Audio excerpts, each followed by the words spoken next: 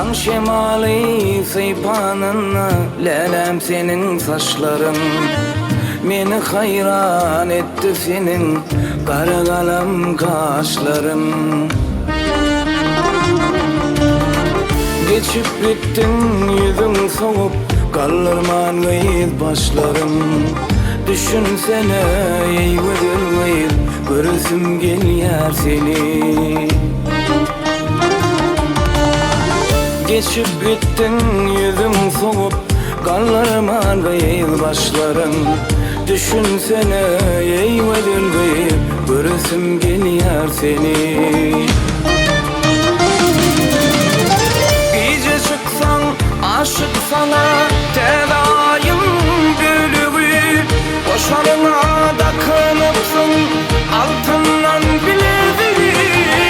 Ehlivadım senin kıdır sinavadım aranı. Günlük güneydi cahaydık görürsüm geliyor seni. Ehlivadım senin kıdır sinavadım aranı. Günlük güneydi cahaydık görürsüm geliyor seni.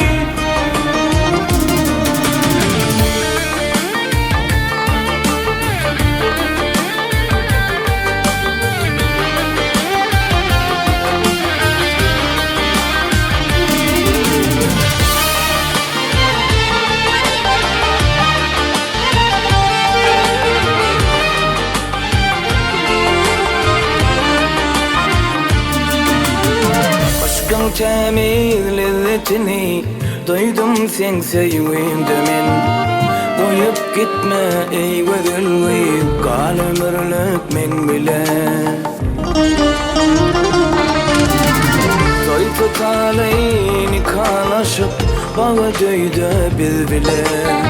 Ellerin bir bağ teyinle görürsüm geliyor seni. Toy nikahlaşıp bağtayınla bildiler.